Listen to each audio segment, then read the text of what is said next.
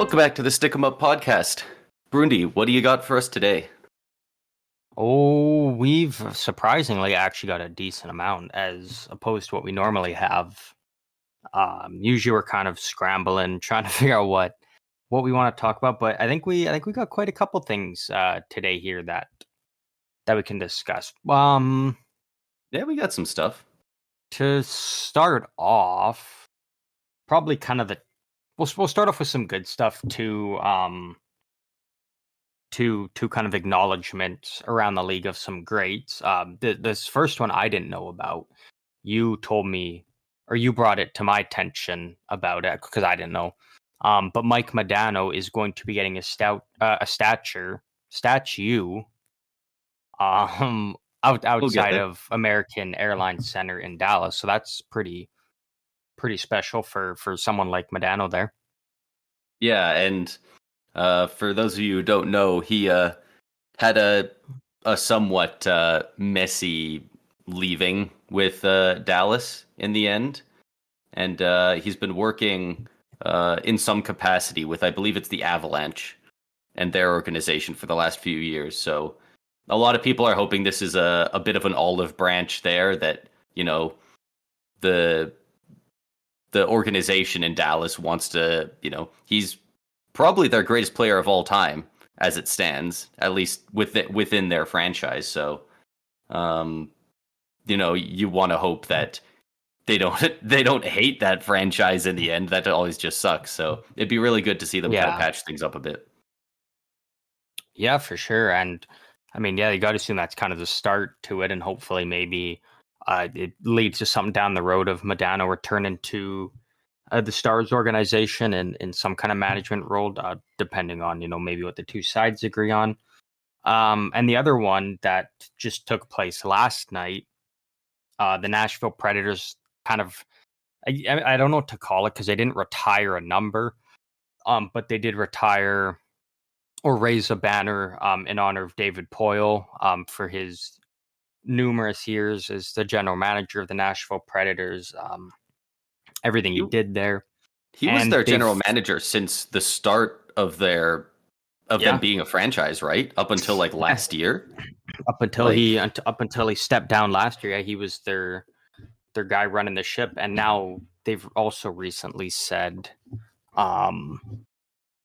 they announced it yesterday during the retirement thing that they're introducing some kind of like I don't even know what it's called, but kind of like a Nashville Sports Hall of Fame type thing, something kind of like that, but they use different words. And basically, they offered David Poile the job of being the chairman of it and deciding who gets in and who doesn't. I mean, it's all based around like hockey, like within the Nashville Predators organization, and so they've offered David Poile the job of being the chairman of that and getting to decide who gets in and who doesn't, because anyone who's gonna get in or has a chance to get in, as of right now, would have had to have worked alongside him in Nashville, because like you said, he's been there through it all. So that's another pretty big thing for David Poile there, as he continues to carry on his legacy there in Nashville. Yeah, that's really cool, and especially knowing a bit more than I used to about David Poile, because at the draft they'd had so much stuff with him. They had so many guys come out and talk about him. Like he's had an effect on like 80% of the people in the league. Like he is coached, played with, general managed. He's done it all. So it's really cool to see him get that honor and be able to do that going forward. Yeah, like that's awesome for not only him, the entire Predators organization. Just very well deserved, and the start of just bigger and better things coming for hockey in Nashville there. What do you got for us next? I figure we might as well go back and forth. We got a couple random things that have happened throughout the last week, but we'll stick with the Predators. For those who didn't see, the Avs faced the Predators in Nashville last week, and the Avs were up 3-2 with about 45 seconds left when the Predators scored to tie it up. and then they scored again 20 seconds later to steal the win from the Avs with about 20 seconds left. And Yeah. man, Nashville is such a hard team not to root for. Every time you see them in their home arena, that building is packed and the people are losing their minds. Yeah. Like, that looks Even like when such a they're fun kind of place a to play. rebuilding team now. Yeah. Like, the place lost it. The team was so excited. That was a really fun highlight package to watch. Yeah. Um, I got two things here. One, I'm like excited for. The other one, I'm like, the way that it sounds like I don't give a shit about it. And it's tough because these are both scenarios of seeing the best in the league against the best, that being the All-Star game and the World Cup of Hockey. I don't know if you've heard much news on either of those lately. I want to say there's something to do with the jerseys with the All Stars, but I remember everyone seeming underwhelmed with whatever it was they announced. So it's not confirmed, but there's rumors swirling that for the All-Star game this year, I think it's in Toronto this year, if I'm not mistaken. I believe so, Um, yeah. it sounds like they're debating going back to what they did, what feels like 8-10 years ago now, doing the fantasy draft for the All-Star weekend. So that being you've just got Team A versus Team B. Whoever you pick to be captains of the team, I don't know. But then it being a draft style, so it's one team picks a player and they just go back and forth. So you get a blend of different players across the league playing with different guys, East, West, Pacific, Atlantic. Like you've just got everybody all mixed up into two teams Okay. going against each other, which I'm totally all for. I think the way they do it now, like I get it. It's fun, the 3-on-3, but I think it's just getting stale. And I think you're just getting a lot of guys out Absolutely. there who don't really give a shit to be there. Like you can There's a tell they're lot of just guys who not putting in openly effort say in. they don't care. Like, there's a lot of And guys who are like, I want the extra fucking couple days off. I don't care about this. Meanwhile, you yeah, got guys like last year, Trevor Zegras was pissed that he wasn't invited. well, you He's a guy should be that better. people would pay to see him there. Like, absolutely they would, and he actively wants to be there, and they didn't invite him. But Like, again, that's the thing is like it is the All Star weekend, and Zegras wasn't performing well last year. He's not performing well this year. So how do you take a guy that's not doing much and being like, well, just because you want to be here, you're all of a sudden an all star. Like, well, I think then because that kind of he takes has the away skill. from, yeah, It's but the whole point of it is to be, you get the opportunity for different players each year. Like last year, for the longest time, it was always uh, John Tavares or Matt Barzell or maybe Sorokin. Finally, Brock Nelson got in to the All Star game because he's having a great season and he won the accuracy competition against quite a few different players, and that's kind of the cool stuff you see. So I like the idea of it being, whoever's kind of the best in the league. I don't even mind the whole at least one player from each team because then that gives incentive for fans to watch me. Like, well, yeah, I'm a Coyotes fan and they don't even have a single player in it. Like, why would I watch all these other guys? Like, yeah. I so definitely get I get that. that, but They need again, more it's players though, like because you get like yeah, because they make this arbitrary rule of we need one player from each team, which would make sense. But then there's this random rule of okay, well we can only have whatever it is 40 players, so we can only have 8 more players after that, and it's yeah, like so many of these guys don't care about a lot of this stuff. Like if you really want them to show up, uh, I'm trying to think of a guy, Ovechkin in the past has been rather open about not caring about it. So maybe you can advertise Ovechkin's going to be there, and then you just have him play in the one of the All-Star games, and that's it. He doesn't have to be, and then that opens up another spot for a guy to be in one of the hmm competitions that he'd be in. yeah, Because I think it's just I definitely get the sentiment behind Zegras was having a down year, or like not producing like an all-star, but he's so flashy and fun to watch. He would bring in eyes. He was on the cover of the game.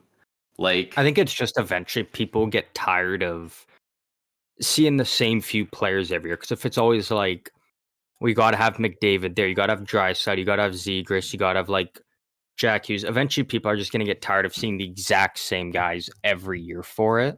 I don't think we've Um, ever had that issue in the NHL, though. The only thing I've ever seen people say is we well, want more McDavid. Everyone's it's always like, why because is McDavid only doing one competition? well, and that's because McDavid chose to. Like he didn't even want to do the fastest skater 1 year because he wants to show people that he can do more than Yeah. um just be a fast skater. Yeah. So I And kind of like the way that the league does it in terms of picking players, but I think it's in need of an overhaul. Like again, the 3-on-3 tournament concept was cool when it was first brought in, but then it kind of just got played out. Like it just kind of wore out its welcome, and guys just started to give less and less of a shit about it. Like I think having something on the line or something meaningful can maybe incentivize players to actually care more. Like, but I don't know. I think the All Star Weekend is still a complete mess for the NHL. I think it's you know yeah. it's almost. I mean, it's impossible to be worse than the Pro Bowl in the NFL. But the NHL All Star Weekend is very bad, and it's in desperate need of some change ups there. So if going back to the the All Star Fantasy Draft format, if that's a start of them trying to bring some life back into that event, I think that's awesome for the league, though. But again, Yeah. it's still a long ways away from people giving a shit again, or even the players giving a shit again. Yeah. I know they've tried to incentivize them in the past couple of years by being like, the team together chooses a charity and the league will give like, however much money to the charity that wins and like half the amount Mhm. to the rest of the charities or something like that. But, Yeah, at the end of the day, all that money's going to charity. Like, that's not going to make the guys go that much harder. Like, yeah, I know, and this is something pretty fucking trivial, but you see it get brought up almost every year that I think the first time somebody brought a kid out for the breakaway competition was like 2010, 2011. Like somebody brought a kid out, and there's like yeah, three guys doing it like every year now, and they all get tens because what are you going to do? Give a kid a four? And yeah, it's so stupid to sit around and argue the the scoring of something that doesn't mean anything, but at the same time, maybe it should mean something. Mhm. Maybe like it sucks to watch somebody do something really cool or innovative or just plain skill, and then somebody does the same thing 6 years in a row, stick handles with a kid, and then the goalie falls down, and like it's fun, but it's not. It's been done for over a decade now, and like yeah. I don't know It's kind of worn that out its welcome. that's one of the events that people most tune in to see. I would say probably that one is the most, and Mhm. it's gotten very stale, and I think that's one that they really need to give a bit of a spit shine to. Yeah, yeah. Like I said, there's a lot of issues with the All Star Weekend. I think they still have a lot to iron out. The other big, hockey event of best on best, the Hockey World, the World Cup of Hockey.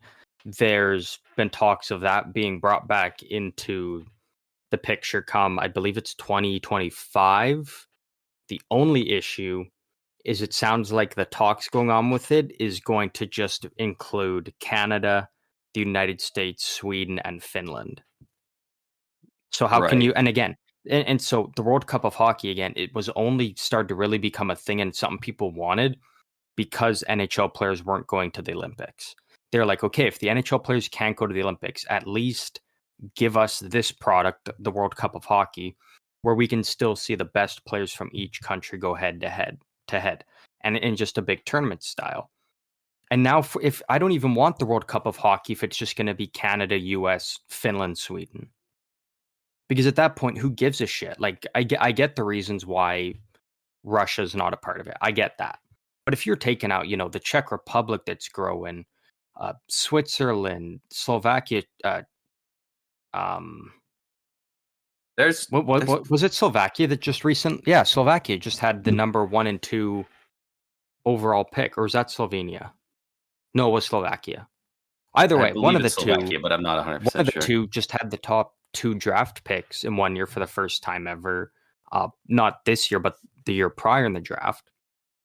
Like, I don't give a shit about a World Cup of hockey if it's okay. It's a World Cup of hockey, but there's only 4 countries, and they're handpicked by us because we think it makes the best action. Like, then at that point, who gives a shit? Yeah, let's give you best on best. By the way, Draisaitl didn't crack a roster. Yeah, I Like, didn't even mention Germany. grow Like, up. you don't even get Draisaitl. Like, Yeah, it's you just one don't. of those things that it's There's like, so many great talents that you don't get. You don't get Kucherov, Panarin, Ovechkin, Vasi, Sorokin. Like well, you, I get the Russia thing. Like, I get that, yeah, but but it's like the so fact that all those other countries are being excluded for. Again, I don't know if it's to just save money or they don't want to make it a whole big, 2.5 week long thing like it was before. Like, it sounds like their plan is to have it and be like a 1 week thing, and then boom, it's done. Now we're yeah. focusing on NHL hockey. Like, it seems like they're just trying to force it to be like, here you go, you've got it back, shut up, but we're not going to do our best to actually give you guys what you want. They really are squeezing a shit out so they don't have to give us the Olympics. Exactly. They That's don't want to exactly give what us it the is. Olympics, and that's all people want. And it's That's very exactly it. frustrating. And you know what? If NHL players didn't go to the Olympics, but every 4 years they did this World Cup of hockey the way they did back in would have been 2016, I'm okay with that then. I've absolutely no issue with that. But don't give us this just slap together shitty Don't product half-ass just to it. be like, yeah, just to be like, here you go. This is what you want. It's like, no, we want what we had back in 2016 or what we had in the Olympics. Like, to think that we're on year, what is this now? We're going to be year 8 or 9 of McDavid in the league, and we've yet to see him and Crosby together representing Canada is just absurd. And luckily, Crosby is fucking timeless. But Yeah. eventually we're going to run out of time to see that, and it's going to be a travesty if we don't get to see them play together. Especially with next time the Olympics come around, if Crosby's still up to the level, Bedard's going to be playing out of his mind. We could potentially see these three generational talents play Yeah. together, and we might lose out on Exactly. that because Bettman wants to leave his mark on the league, Exactly. however he can. Yeah. So again, it's like, it's nice to see they're acknowledging bringing back the World Cup of hockey, but It I is don't even want something, it if it's but going to be a slap together shitty product just to be like, here you go, you finally got it. it's almost a slap in the face to be like, yeah, we know you'll just take this. Like, this will be good enough for you. Like, Yeah. it's, Exactly.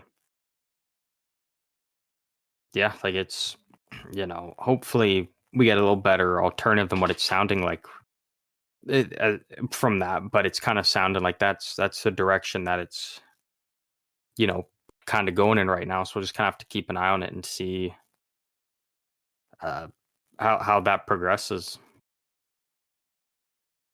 yeah, hopefully there's some better news on it at some point.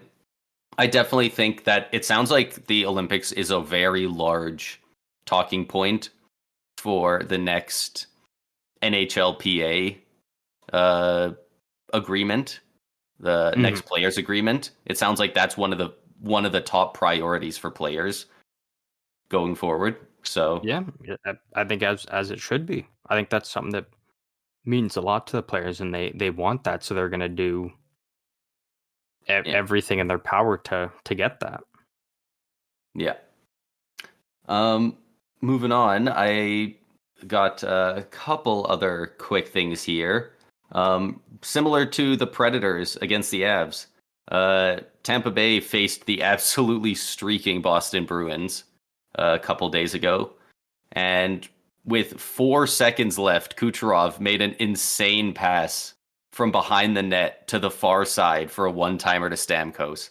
4 seconds left, they forced overtime and ended up winning in overtime, which not only handed the Bruins a loss that they have got very few of this year. I think they have one regulation losses and like either 3 or 4 OT losses. Well, here I'll put it in this way for you.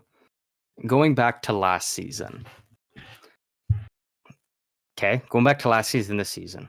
In the Bruins' last 100 regular season games, they have a record of 79, 13, and 8. Fuck off, man. So to put that into perspective, they're so good. Jesus. To put that into perspective, 79 times 2 plus 8. So out of 200 possible points, they've gotten 166. That's over stupid. 75% point percentage for them over their last 100 games. That is ludicrous. I can't believe they're doing this with a guy like Bergeron retiring. And Krejci. Like let's not forget Krejci. Yeah, it's absolutely wild. Like if you told me that, back when they were that wagon in 2020 and whatnot, if you said like, yeah, they're gonna lose Chara, Bergeron, Krejci, and even Tuukka Rask, and they're still now gonna be better. From 2022 to 2024, they're gonna be the best team in the league in the regular season and just dominate. Like it's crazy. It's insane. Yeah. So and I was very surprised that we were able to win it in the OT. I like, obviously not with 4 seconds left, but like in the last minute, I did see the goal coming. Tampa had insane pressure, absolutely beautiful keeping by Hedman too. The puck got like launched down the ice, and Hedman just like it barely wasn't a high stick, but he batted it down straight on the blue line to keep it in. So we scored, and then Hagel ended up getting the OT winner. That was our first win in 3-on-3 overtime since December of last year. Tampa Bay has not been good in 3-on-3 overtime. We lose the face-off the majority of the time, and also whenever we get the puck, we just play like normal and like take the shot, do the thing, and other teams just skate in circles for 3 minutes until they see the opening. And it's so frustrating watching them do that for so long. And then we get the puck and just like sprint in there and try and score quickly and give it back. So that was very cathartic to see us win, especially against a Boston team like that in overtime. Yeah, I couldn't agree more. I think that's just a huge momentum booster for Tampa Bay, especially when it's now kind of looking like they're going to get Vasi back. So I think that's something that they really needed earlier today. Yeah. So yeah, that just shows you right there that Vasi is going to be back soon. That's huge for Tampa because there's not many teams that are really giving Boston a run for their money so far over there in the East. No, absolutely. So hopefully some of these teams can start beating up on them a little bit because man, they're a wagon. Yeah. I only got 2 more things. I don't know. You tell me, where do you want me to start, the East or the West? We just talked about the East, so we'll go West. Okay. We're going back to Edmonton. We're going back to the Oilers. Because I gotta ask you guys. Now. It's always these guys. Through their first 18 games, they are 5-12-1. They have 11 points. They are 10 points outside of playoff spot right now. They just got whacked by Carolina last night. You could see McDavid and Draisaitl like upset on the bench, patting each other.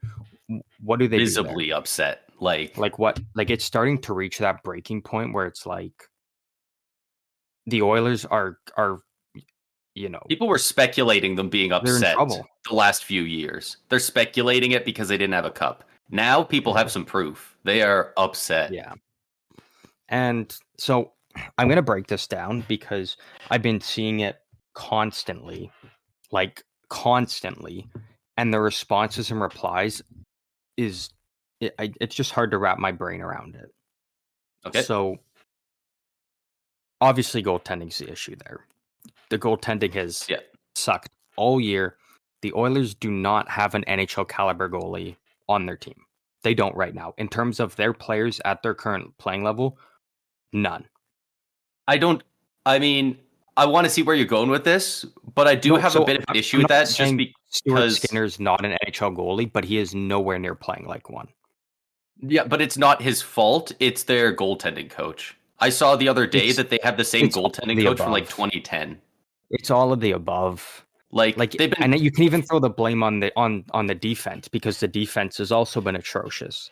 Like, that's not to say that defense is off the hook, but the area everyone's like the area everybody's pointing towards is the goaltending. Yes. And what's the most common one? Oilers fans saying, go out and get Carter Hart from the Flyers. Right. No, that will not happen, and I can guarantee that 100%. Because first of all, the Flyers are doing very well right now. They are wildly, like, what are they right now? I think they're second in the Metro or third. Like, they're up there. They're in a playoff spot right now. They are fighting and battling, and if you have John Tortorella as a coach, you are not thrown in the towel and being like, all right, we're giving up. You are seeing it through, and you are riding like you're riding that out with your team. And I'm just trying to pull it up here because this is kind of the big one, and I just want to outline the importance of it. Just give me 1 second here. But yeah, no, so like the whole, like, Philly's just not moving Carter Hart. And even if you do, obviously you're gonna have to trade Jack Campbell. And then you're gonna have to attach at least a first and a prospect to get rid of him. Not to mention everything you're gonna have to give up to get Carter Hart. If you're Edmonton, you're trading your entire future. It's to win within the next 2 years. It's gonna be like 3 first. It very well might be. And so here's the biggest thing. Carter Hart played on the 2018 Canadian World Juniors team. Yeah. Now, that's not to say Carter Hart's guilty. He did it. No one knows. We are not saying he did it or didn't. This is just, I'm just stating something here. But if the Edmonton Oilers go out and give up all this for Carter Hart and say, if he was part of the guilty party in that, the Oilers are now completely screwed. And I see people saying like, well, the league will just reverse the trade. No, they won't. Why would they? If both sides consent to this trade, it happens. And then it finds out, oh, Carter Hart is guilty in it. The Oilers don't just get a free pass and be like, okay, you get all these picks and stuff back. It's like, no, this is your problem now. So I think under normal circumstances, makes no sense. Under normal circumstances, they definitely wouldn't, or they wouldn't do that. But especially under a league run by Gary Bettman, who traditionally doesn't care much for Canadian teams and loves his American teams, especially the old ones like the Philadelphia Flyers, there's absolutely no way he's doing that. I already think they wouldn't generally, but especially under Bettman, that's not getting reversed. Does sound like we're going to get some more clarity on who the guilty players are. Hopefully within the next couple weeks. It sounds like we're kind of narrowing down to eventually figuring it out. But that being said, the Oilers can't take a risk like that because they needed to make a move weeks ago. And now with how bad Jack Campbell is, he's in the AHL. I get he got a shutout the other night. Other than that, he's been awful. He has to be moved out if you're bringing in another goalie. Like that's just, it has to. Especially if you're getting a goalie that's actually can be a winning goalie on a Stanley Cup team. He's going to have salary. And that salary has to be moved out with Jack Campbell. So they're going to have to sell their entire future to get a goalie that maybe can be the difference maker to get him back into the playoffs. And that's a maybe at that. And so you can't take that much of a risk on a guy right now where, again, not saying he's guilty, not saying he's not. It's just nobody knows. And nobody's going to know until it's already a bit of a question mark, because even if he's completely absolved, Carter Hart could come over and not be great. Like, we've seen it last year with Philly. he hasn't had a track record of being a world beater. Like he's been good and he's projected to be elite at some point, but he hasn't really got there. It's hard to tell Mhm. because he's been on Philly, but that would Yeah. be just as bad for the team if he showed up. It was just horrible. Yeah, they got a lot of issues there right now. Yeah, I think even if you go out and get a goalie, I think you still got to go out and make a trade for another defenseman because their defense is just horrible. I mean, even their offense is going like it's just like I get their goaltending hasn't been good and it does deserve its fair share of blame, but you got to start pointing to the defense and the forwards and like Carolina scored a couple goals the other night where McDavid and Draisaitl were out there and they didn't give a shit. They're There was just one really bad one where I don't know both of which them were one. pylons. Yeah. I don't know which one's supposed to be the centerman out there and which one's playing more of a wing because they kind of rotate, it seems. But they left a guy all alone in front by himself, and they were both standing there and they watched it. And it's again, I mean the goaltending has been horrible, but I think there is also other areas that deserve to share some of that blame.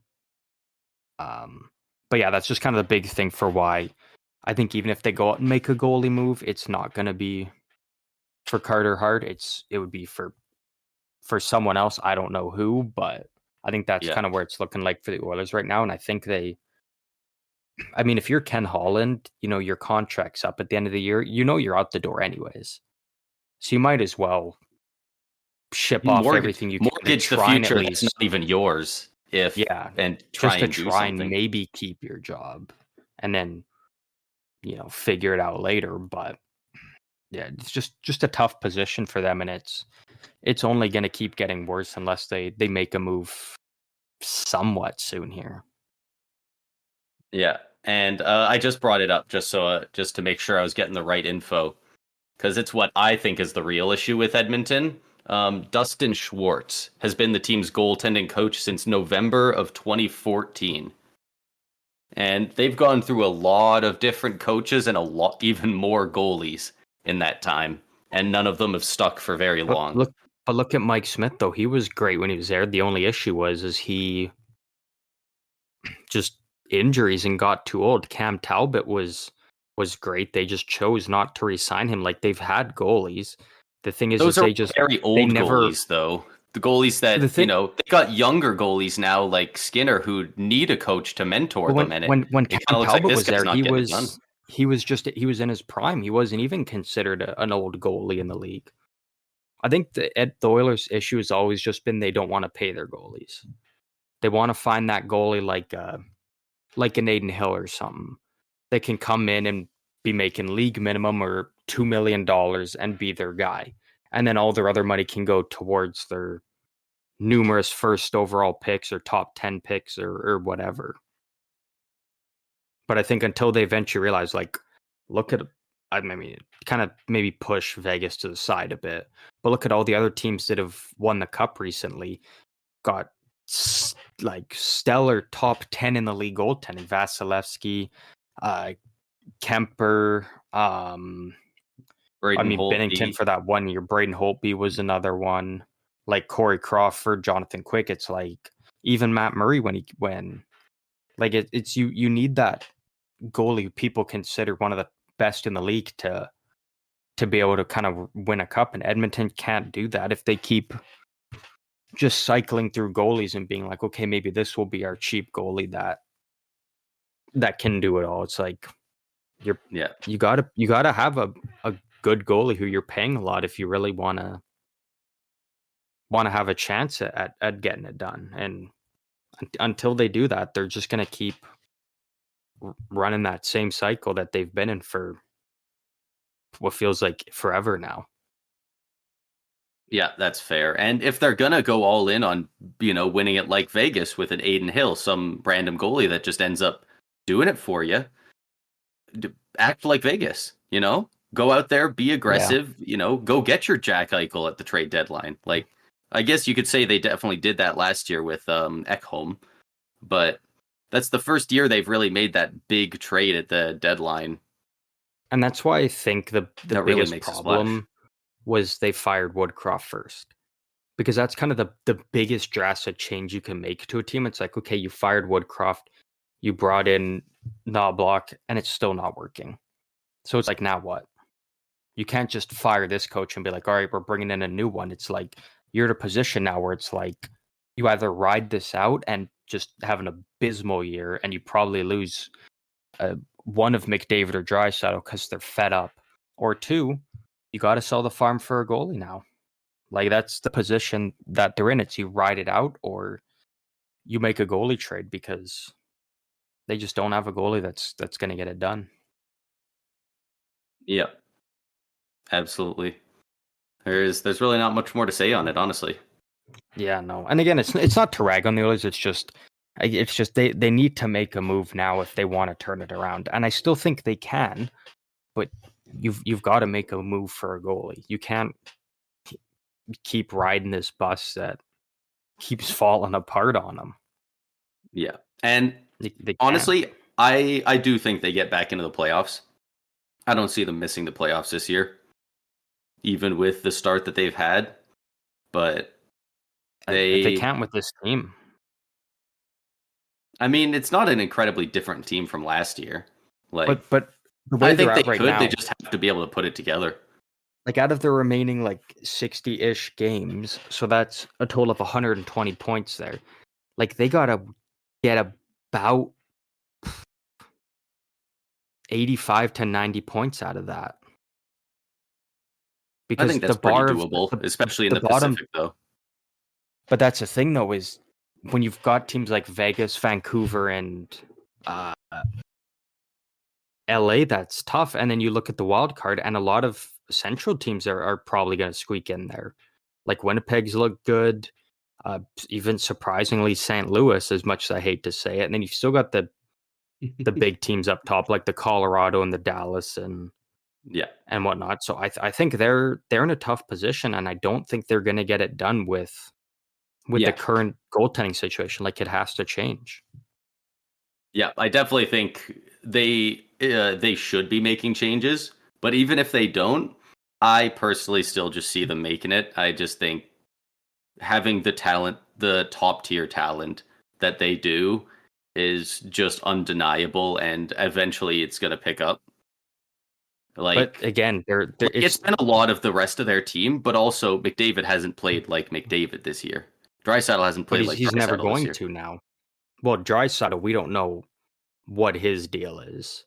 McDavid, we know he's fighting an injury, and they're in a position now where he's not going to be 100% because he can't take that time off now because they're in such a deep hole. Yeah. So I don't know if you can even get McDavid to 100% this season to really try and drag the team himself going. Draisaitl, I mean, he's doing all right, but I mean, there's a reason McDavid and Draisaitl will never in their career even be a thought for the Selke. That's not in their game. That's not. Yeah, they're offensive players. They're not a Sidney Crosby do it all. They're strictly offense and try to carry the team offensively. To be fair, Crosby wasn't that guy in his earlier years either. You know, neither was Stevie. He was still pretty good. He's still pretty good defensively though. But like McDavid and Draisaitl are they're bad. Like, I get they have those flashes of brilliance, but on a consistent basis, it's not there. Yeah, I think McDavid is fine defensively. He definitely, I think it's almost one of those Erik mid for it. Yeah, I think he's one of those Erik Karlsson situations where the coach is like, "Dude, don't even worry about it. You worry about the other end." But at least McDavid seems to backcheck sometimes. The amount of clips I've seen of Draisaitl just not caring at all. He's like still coming across the red line when the other team scores. But see, that's the thing. Look at it. Look at all the teams that won the cup recently. Everybody buys into playing everything, doing it all. Yeah. Like, it's not like when Tampa won the cup, it's not like Kucherov is out there slacking off, backchecking, not giving a shit. Like, he's coming back and fighting. Braden Point is, Stamkos is, Vegas. They had 4 lines that did it all. You can't have certain players where you be like, you're our offensive guys, don't worry about defense, and then expect your fourth liners to pick up that slack. Like, that's... Yeah. in If you're NHL playing today, it's 20 minutes a night, you gotta play both ends yeah, if you want to win. exactly. And Kucherov, Completely agree. traditionally, he is very meh in the regular season, and then he starts back checking in the playoffs. This year, he's been back checking the whole year so far. It has been so Yeah. fun to watch. He looks faster back checking than he does going up the ice. It's Yeah, been really actually, fun to back watch, checking has been very, very good for Tampa so far. Like so far throughout the season. which might have to do with their new. I believe they have a new defensive coordinator, Okay. so that would make sense. That being said, a lot of people online want us to get rid of him because the defensemen in our defensive system aren't playing as well. Yeah. And and that'll happen. There's obviously some kinks that need to Some be growing worked pains out with the within new that, but guy. it doesn't It's look like clearly a it's different hurting system. Tampa right now. So No, and then just the last thing before we hop into our last couple things is coming out of Boston, Milan Lucic has now been arrested, right? which has kind of been the biggest news around the league over the last week, and he has been arrested on suspicion of domestic violence. So that's kind of a whole ongoing thing with him. He's obviously not a part of the Bruins organization right now. He's stepped away. They're not commenting on it at this time. So He's it's just actually kind of up to the whole entered the legal procedure to happen. And player assistance program just the other day as well. oh, did So he? Okay, that's so there we go. at the very least that's a step in the right direction. Yeah. Yeah, so again, I mean, not much to kind of cover on it, just to bring it to light for those who didn't know, because it's still an ongoing Currently happening. investigation, and there's lots to happen with it. So we'll kind of just wait until the whole situation kind of sorts itself out, and then we'll have more to go on from there, because we really don't have much. It's very interesting because it's one of those almost soap opera situations. It sounds like she's calling in and being like, "Yeah, he's doing this," and then the detectives show up and they're like, "We think he did this, this, and this," and she's like, Yeah, "No, it was just this one thing." So it's yeah, like it's so weird, and he denied everything. So his story is nothing happened. The detectives say there was broken shit all over the house, and he was choking her or whatever, and then she's saying no, he just pushed me or something. yeah. So there's three different stories going around from three people who were very close to it. So it's yeah, until anything is published, there's not much to say on it, I guess. yeah, exactly. Do you have anything left before we kind of hop into our final? Yeah, I'm segment just we gonna have? read out some of the league leaders real quick. Oh, right. Yeah, good call. All right. Still leading. Now currently the sole leader of points in the league. My God, boy it's Quinn Quinny. Hughes. Yeah, he's having an Eric Carlson season. Yep. Although Cale Makar is up at 29 all of a sudden. So Yeah, Makar's got like 18 points in the last 8 games or something. He's been on just a heater. yeah, they're right up there. Bedard with 16 points, leading rookies in points. I believe Got he's 10 leading them in goals. goal. I was gonna say I think he's got 10 goals so far as Although well. his two line mates are gone. Yeah. Yeah. Taylor Hall. Taylor went Hall's the out for the knee season. injury. Corey Perry's MIA. No one knows where he is. I was gonna say I just saw that there's reports that he's just kind of like not around, which is like he was a healthy scratch for a game, and scary. then Nick Foligno was asked about it, and he just said, "We don't know where he is. We hope he's doing well, though." And so no one really has an idea on what's kind of going on with Corey Perry, where he's at, but we do know for sure that that Taylor Hall is done for the year now. So that's a big hit for the Blackhawks. But what do they care? They're going for their first overall pick. Yeah. Just like everyone predicted, we got the Rangers and the Islanders at the top of save percentages. A 940 for Jonathan Quick and a 934 for Semyon Varlamov. Both the backups. Yeah, right. Not even Shesterkin and Sorokin. We finally have a sole owner of first place in shutouts, Tristan Jarry with 3. Yeah. He's been a really bright spot on Pittsburgh this year. Yeah, him and Crosby are really trying to bring the team along. That first line has been great for Pittsburgh so far. Yeah. Who is it? Yeah. Crosby, Rust, and is he still Gensel. with Gensel? Yeah, I believe so. Yeah, so that's good for Pittsburgh. And can I fucking sort this by division? No, I'm just getting teams 1 through 32. Oh yeah, yeah. All That's the right. way they kind of did. They'll do it. Oh, never mind. The top 4 are all from different divisions. I can do this. Oh, there you Leading the Atlantic with 31 points, the Boston Bruins. Leading the Pacific is the Vegas Golden Knights with 30 points. Leading the Metro is the New York Rangers with 27, and the Central is led by the Dallas Stars with 26. Yeah, it's kind of. I'm not surprised by any of those. I mean, I still thought New Jersey would have been the top of the Metro, but I think we've kind of seen with them now. I mean, I know Nico Heischer's already out, but without Jack Hughes, that team looks so lost and they're floundering. So I think He was scoring close to like 2.5 points a game to start the year, so it does make sense they'd fall off without him. But with the rest of the roster they have, they should be doing better. They should not be tied in points with the Calgary Flames, like what I'm seeing here. That's rough. Yeah. Well, maybe if they had a Mackenzie Blackwood. Actually, I don't think goaltending. Well, I don't know if goaltending's been an issue for them. I don't think it's been a bright spot for them, but I just definitely didn't think they would be as far down as they are at this point in the season. Yeah. I mean, 3.82 goals against average. We need them to go to the Eastern Conference Finals. So we need them in the Eastern Finals. Like, they have to make it.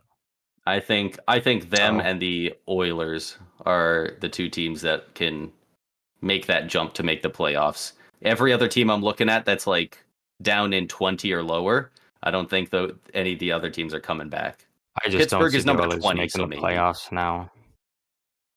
And again, it's not not that I don't want them to. I don't see it. And I know people love to talk about the St. Louis Blues, and it's like that's a 1 in 200 year event type thing. Like that very, very rarely happens. Oh, that. I thought you meant the Blues doing good this year. I was like, what are you talking about? No. I'm the only guy who's gassed this team up in history. Back when they won the cup. But people are like, well, the Oilers could do that. It's like that. It's just such a night and day thing. Like it's not going to happen twice in a 5-year span. Yeah. But if the Oilers say win their next 6-7 games, I think they're right back in it. Yeah. But if they only win 2 or 3 of their next 7, a team with this skill can do that when they need a team to. That gives a shit, though. Yeah, I think as it gets closer to, oh shit, we might actually miss the playoffs. Because like last year they went nuclear in March, and I think I have a feeling it's gonna February, March. They're gonna turn it up. I think they bite the bullet. You sit McDavid for 2 weeks, let him heal. Because what were they after the trade deadline last year? They were like 14-1-2 or something like that. Like they had an insane record. Yeah. Or since the Ekholm trade, like right before the deadline. Like it was. It might even have been better. It might have been like 16-1. Like they were unstoppable for March. Like if you can sit McDavid, let him get healthy. If you got to sit Draisaitl, fine. You know what?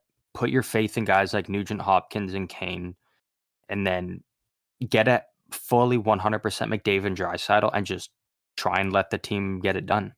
But I think if you keep forcing an injured McDavid, potentially injured Draisaitl to carry the load, it's not going to happen. Yeah, and I mean, what happens if McDavid gets hurt worse? Or what if you squeak into the playoffs and now you've got a very tired and busted up McDavid for the playoffs? I'm sure he's going to love that. You're getting swept against a Vegas or Dallas round 1. Yeah, because you'd be facing one of the best teams because you only squeak in. So yeah, they gotta do something. With that being said, though, do we want to hop into our final topic here now for the episode? Yeah, I'm good for that. All right. Do you want to give a brief breakdown of what we're doing here? Okay, so you kind of got more knowledge on exactly what we're doing. Yeah. So for anyone who follows us on Twitter /X, I made a post maybe a week and a bit ago, asking what 5 traits would you give to a baseline elite player to try and make them one of the greatest players of all time. So in this exercise, this player that you're giving these traits to is like elite in whatever sense you think of it. They are elite across the board, and then you give them specific NHL player, past or present, their traits. So if you want to give them like, McDavid speed kind of thing, and you do that for 5 different things. We're trying to do it a little more in depth than that. So as an example, I'll say my first one. My first thing for an ideal player is McDavid's ability to handle the puck at top speed. Because he's not exactly the fastest player in the league, but nobody can make moves like he does at his top speed. Mm-hmm. And so, if you mix that with an elite player speed on a player, then that would be absolutely lethal. Mm-hmm. Do we want to go back and forth with these? Yeah, we can. Like I said, I've only got a couple off the top of my head. A couple I'm going to have to wing. But the first one I would go with would be giving... which one do I want to go with? I would give a player Matt Barzal's edge work. Now, when I say edge work, I mean his ability to quickly turn and his dynamic abilities and the edge of his skates to quickly pivot and turn and get out of tight situations and corners, because I just don't think there's anyone in the league that does it quite like him. The way he can quickly turn on a dime and swerve back and forth and whatnot, I think is incredibly impressive. Yep. He was on my radar. I almost went with edge work for either Quinn Hughes or Cale Makar. Those also would have been solid. Because they both walk the line and can change directions at a moment's notice very subtly. So that's good. I assume we've got similar category ones. So maybe we'll keep doing that. Like I just did one for skating, you did one for skating. I'll do one for shooting next. And that. I'll go off kind of with the category you go with. So we kind of have a mixture of different categories. Yeah. I was very close to going with Austin Matthews wrist shot, but I ended up going with Stamkos's release. Okay. Just because I think he's got... I think they're both very similar with a wrist shot. I think Austin Matthews might even have a bit better of one, but I think Stamkos's release also on his one-timer is insanely accurate. Mm-hmm. He definitely doesn't have like that, 100-mile-an-hour power like Ovechkin, but he can place it with the best of them. Yeah. And so I'm going to take one from a defenseman here, actually, for a shot. I'm going to go with Brent Burns' snapshot. Brent Burns' snapshot? Yeah. Okay.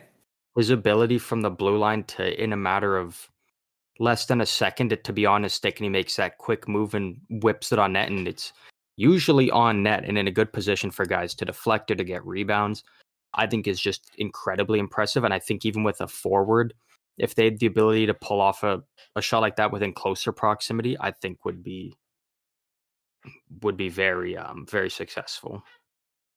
That's really interesting. You don't hear about too many defensemen who have a good snapshot. Yeah. Well, I mean, a good slap shot. I know Sergachev has a really good wrist shot, but I know you could go the route of again, Ovi's one-timer, Bedard's a little toe drag shot, or even Matthews, but I'm trying to pick ones that aren't as like the very common basic ones you'd hear people pick. Yeah, which is another reason I wanted us to be a little bit more specific with it, because just going McDavid speed and Crosby passing, Ovechkin shot is pretty easy. Yeah, exactly right. I didn't go with it, but I was very tempted to go with Shea Weber's or Zdeno Chara's Slapshot Power Yeah. to combo with Stamkos's release. Yeah. Because, like, can you imagine Stamkos placing a one-timer, but now it's going at fucking 108 miles an hour? Exactly, right? Like, it's just... that'd be absurd. Dude, goalies would just be so upset whenever your team takes a penalty. Yeah, goalies would be hung out to dry. My next one handles really well with McDavid's ability to stick handle at speed. I went with Pavel Datsuk's hands. Ooh. I almost that's went with pretty Patty good. Kane, but I decided to go with Datsuk. Dude has silky mitts. And so, whichever one you didn't pick for hands, I was taking the other, so I guess I'll go with Patrick Kane's hands. That's fair. That's very fair. Those are kind of the first two that, come to mind for when it comes to players with elite hands. So, yep. Another underrated guy that comes up for me, and it may be a bit more in his prime, which was a lot shorter than some of these guys, but Bobby Ryan. He had some sick hands. He did, yeah. Yeah, he doesn't get talked about enough. Yeah, dude was an absolute gamer for quite a bit there in Anaheim. Yeah. My we got two more. Yep, my fourth one, I went with Sidney Crosby's puck battle. Because that dude has the dog in him. Yeah. Yeah. I was tempted to take somebody like, somebody I've seen a lot more of that I know is really good, like a Yanni Gourde's puck battle, but yeah. So this one I'm going to do a little bit of a different category. Okay. I am going to go with, and this is not a homer pick because this is very fair, I'm going with Joe Thornton's vision on the ice. I could have guessed that as soon as you said this isn't a homer pick. As soon as you said that, I was like, it's Joe Thornton's on passing or something. Yeah. I could have gone with passing, but his vision out there was just next level. The way he knew where guys were was taking a second of a glance, and he just immediately knew where to put the puck. The way he could open his body up to the play and see everything and make an amazing pass every time, I think it was super undervalued just because it's his passing, but like his vision and his ability to know where guys were on the ice was such a huge part of that. Yeah. I had two different versions of my list, where I pick kind of more current guys, some more out there picks that are a bit more, I guess fun. They're like harder to guess that I would say them. And on that list, I had Kucherov's vision. Okay.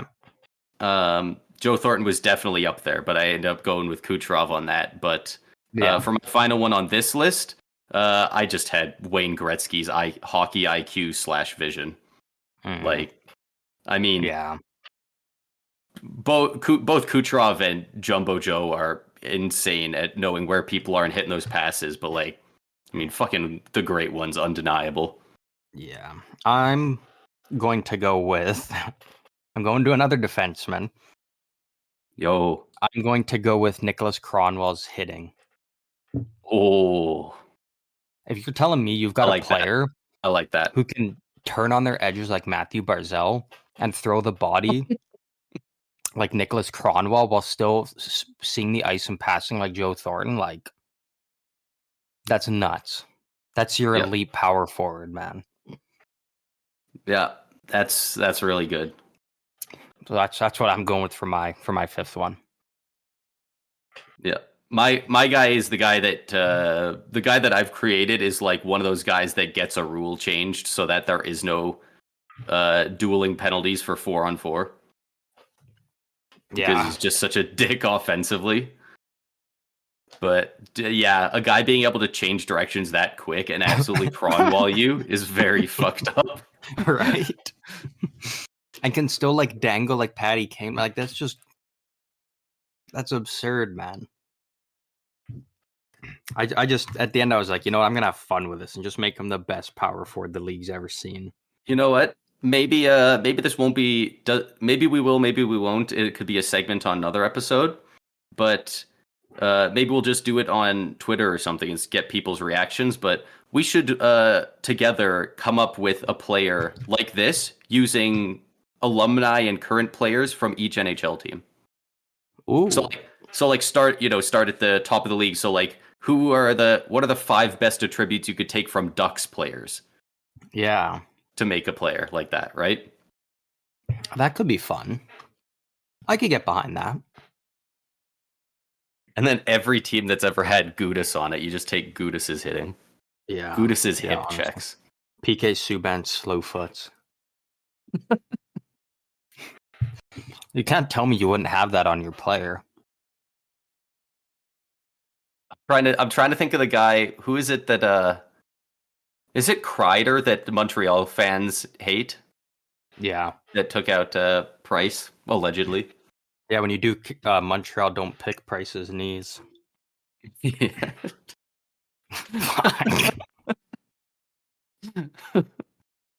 Price's knees. I love Carey Price. I don't know why he just caught strays there, but it was right there. Oh, no, yeah, but it was Kreider. That's pretty good. It was stuff. Kreider. Dude, you could pick Brad Marchand's tongue. Marchand's tongue, Chara's hitting. Lucic's at home life. And Bergeron's can-do attitude. Yeah, there you go. Dude, that's a beast of a player. And then the 50-mile-an-hour wrist shot from Phil Esposito because he played the 70s. Yeah. We'll take Esposito's Sherwood stick. When you get to the LA Kings, don't forget to do Martin Ferk's slap shot power. Woo! What a bomb. Who was it? The other night, Philip Hronek set like the NHL record for fastest slap or like hardest shot recorded in a game. Really? It was like 100 and I didn't see this. It was like 100 and something. I can't remember exactly, but they said it was the hardest shot recorded in an actual game. During an actual NHL game, yeah. Because I mean, it's a lot easier for fucking Chara to skate at an unmoving puck in the slot and just rip it. Yeah. Yeah, during an actual NHL game. I wonder how many guys on the ice were like looking back at him after, like, what the fuck, dude? We're all just here to play hockey. Yeah, like, do you think the goalie was like, holy fuck? Or do you just think it was just like a regular shot? Yeah. I wonder if they could tell the I difference genuinely between wonder something how like that. much, like once you're getting the numbers that high, is how much harder is it to save 100 mile an hour versus 90? What about 103 versus 100? Like, because every goalie's got a specific like speed of shot that's easiest for them. Like we've seen some goalies struggle when it's a weaker wrist shot where it's not as hard. Whereas a hard slapper, they can easily just boom. Did you see muscle memory? Did you see Radko Gudas's goal about a week ago now? Stop. Oh, that was against the Sharks, wasn't it? What a shit goal that was. What a fucking crock, man. It was such a beautiful block too. It was great. You know what bugged me the most? Was that play. Was Marked, like the puck was coming on the Shark side. Like it was a fucking fadeaway shot there by Gudas on net. 50 feet in the air. The only person on the ice who saw where it was Marc-Edouard Vlasic. So instead of telling Blackwood, hey man, back the fuck up, it's coming in right above you, he jumps up and tries to swipe at it, misses it by probably 5 feet, wasn't even close, and it goes in. It's like, why didn't you move into the crease and swat at it, or tell your goalie? Why'd you jump up when you're nowhere even in the vicinity of it to try and hit it? What a shit goal! Like, for those who haven't seen the goal, Gudas takes a shot like right on the blue line, and a guy comes out and blocks it on him, and it literally just flies up like damn near into the rafters. Like 1 or 2 guys on the ice see it. Everyone else assumes it went out of play, and it just arcs perfectly and falls directly into the net. Like that, it was some Mighty Ducks shit, which I guess is fitting for that team. But yeah, it was tough.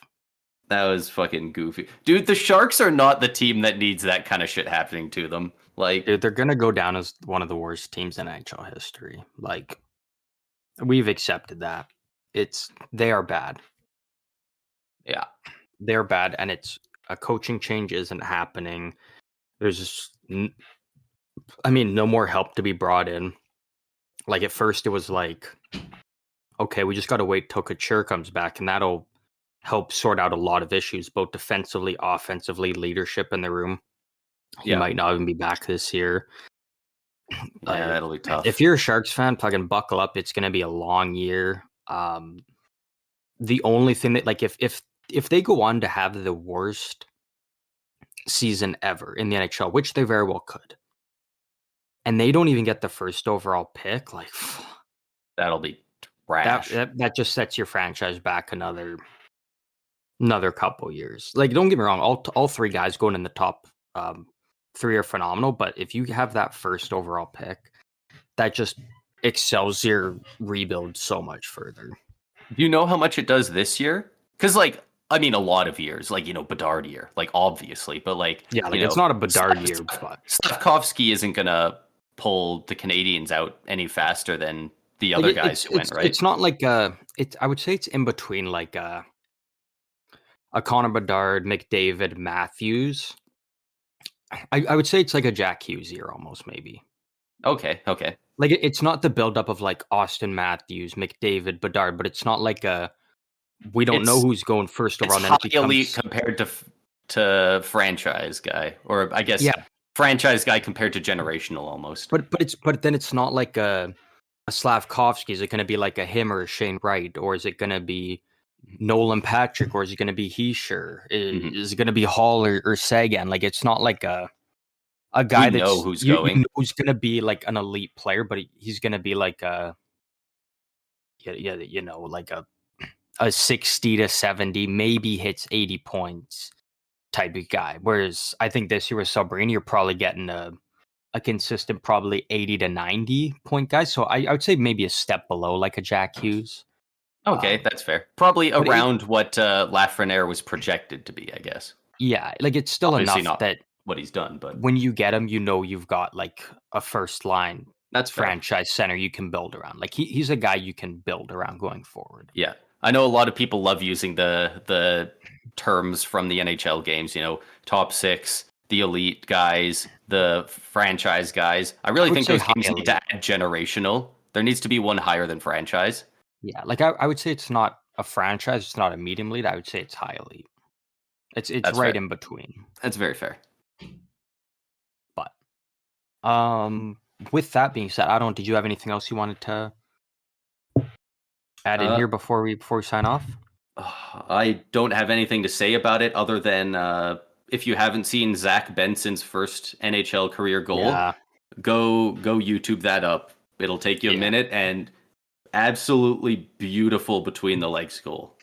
Absolutely phenomenal stuff from him. Zach Benson. Yeah. If you wanna see someone score a highlight reel first NHL goal, that is the one to watch. But aside from that, thank you to everybody for listening to another episode of the Stick 'em Up podcast. Again, we have uploads coming out every Friday at noon.